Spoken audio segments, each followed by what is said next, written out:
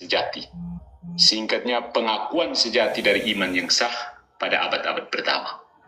Bahkan, by the way, jika ada yang konstan di antara agama-agama non-Katolik, itulah yang disebut teori penyelamatan. Sekali lagi, teori penyelamatan. Ya, sebagian besar dari mereka, dan hampir semua ya, menyatakan bahwa kekristenan primitif, kekristenan mula-mula, kekristenan perdana adalah murni dan bersih dari semua kesalahan. Tetapi pada waktunya manusia akhirnya memutarbalikkan kebenaran Kristen, menumpuknya sebagai penipuan yang sangat-sangat besar.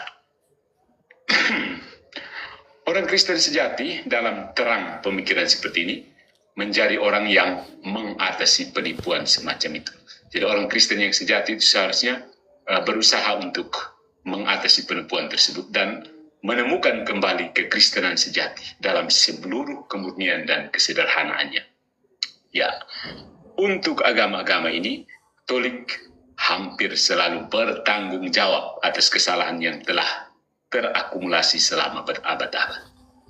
Di sisi lain, agama yang menyelamatkan kebenaran bervariasi sesuai dengan selera pelanggannya.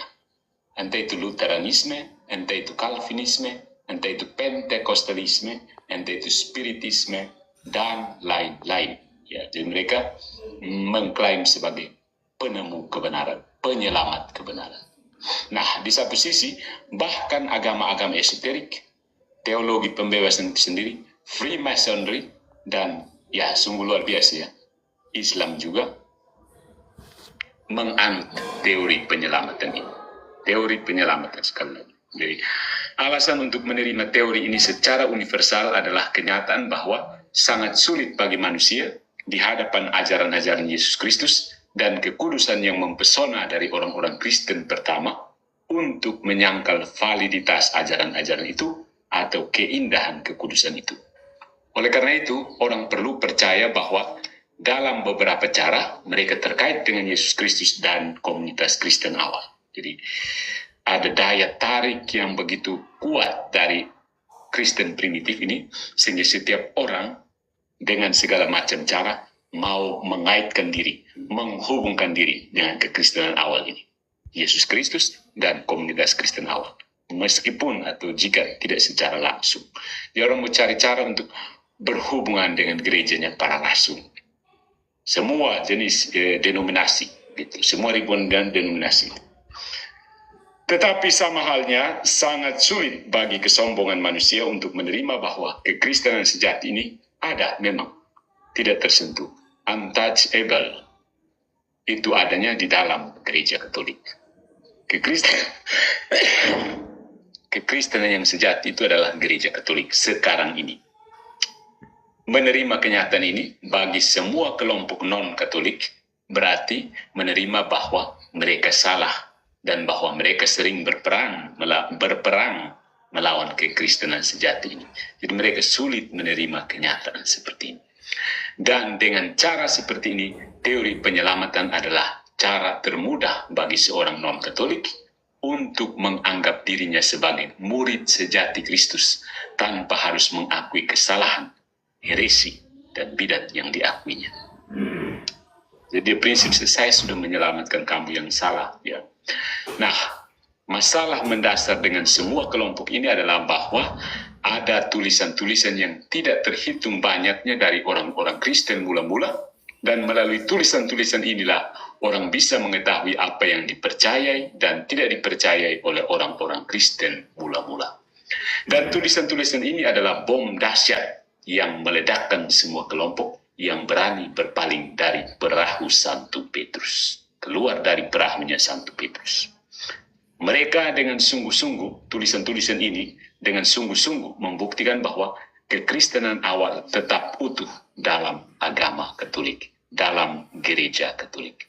Jadi, ironi-ironi dari penganut teori penyelamatan seringkali untuk membela apa yang mereka nilai sebagai iman orang-orang Kristen mula-mula dipaksa untuk mengabaikan seluruh warisan orang-orang Kristen mula-mula itu. Jadi untuk menerima bahwa mereka benar, maka mereka harus menolak tulisan orang mula-mula, terutama bapak-bapak gereja, yang justru melihat kesinambungan antara gereja mula-mula dan gereja Katolik sekarang di bawah kepemimpinan Paus Fransiskus. Dan saudara-saudariku yang terkasih, Protestanisme adalah contoh paling serius dari semua yang kita katakan tadi. Ya. Nah,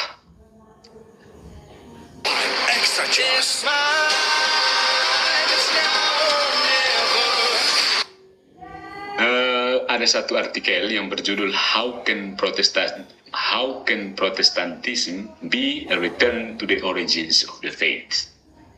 Ya, dan di situ terungkap bagaimana Protestantisme tidak mengakui iman yang diakui oleh orang-orang Kristen mula-mula.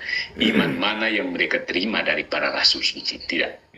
Siapapun yang secara serius mempelajari asal-usul iman dan sejarah gereja, tahu bahwa apa yang disebut gereja awal sebenarnya adalah gereja Katolik abad-abad pertama.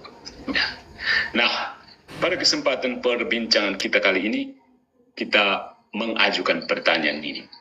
Apakah kekristenan awal merupakan unifikasi, penyatuan dari semua penganut Protestan, atau gereja awal itu adalah para penganut Katolik yang unik? Tidak ada permainan kata di sini. Unifikasi Protestan atau keunikan Katolik yang sama dengan gereja mula-mula. Kita tahu bahwa Protestanisme mengajarkan bahwa semua orang yang percaya kepada Yesus membentuk gereja Kristus.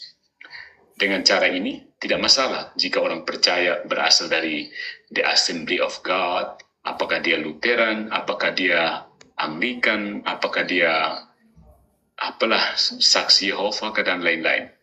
Mereka adalah orang-orang yang percaya kepada Yesus dan merupakan bagian dari gereja Kristus yang tak terlihat, the invisible Church of Christ. Meskipun mereka mengakui doktrin yang berbeda, jadi doktrinnya berbeda, pokoknya yang penting percaya kepada Kristus, itu artinya kamu anggota gereja yang begitu. Selagi kamu percaya Kristus, itu kamu adalah anggota gerejanya yang yang tidak terlihat, itu invisible. Anehnya, dan ini adalah paradoks yang tidak dapat diatasi dari eklesiologi datar dan bersifat rastakian ini, hanya umat Katolik yang bukan bagian dari tubuh tak terlihat ini.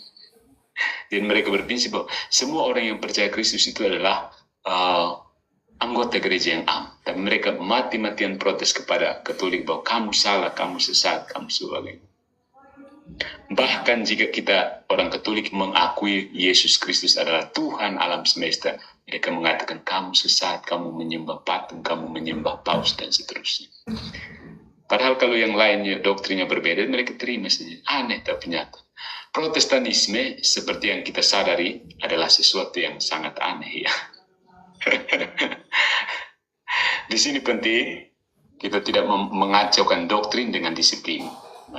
Fakta bahwa dalam misalnya The Assembly of God, salah satu contoh gereja di Amerika yang tidak jelas lah, ya. Laki-laki duduk di tempat yang berbeda dari perempuan dalam sidang mereka, dalam pertemuan umat mereka. Dan fakta bahwa Lutheran ini tidak mengadopsi praktik ini bukanlah perbedaan doktrin antara pengakuan-pengakuan ini, tetapi adalah perbedaan disiplin. Nah, perbedaan doktrin dicatat oleh fakta bahwa The Assembly of God ini tidak menerima baptisan bayi, dan Lutheran justru membaptis bayi. Ya, ini salah satu contoh perbedaan doktrin. Jadi satunya membaptis, satunya tidak membaptis bayi. Saudara-saudariku, doktrin adalah kebenaran yang diwahyukan. Itu adalah inti dari iman. Itulah yang tidak pernah bisa berubah.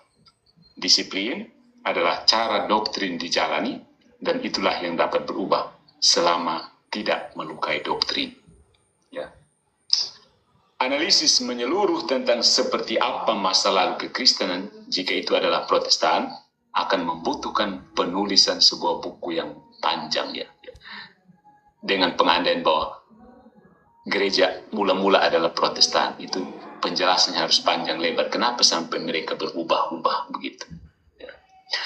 Jadi kita hanya akan melihat pertanyaan tentang resolusi yang diambil oleh gereja mula-mula untuk memerangi kesalahan. bagaimana gereja mula-mula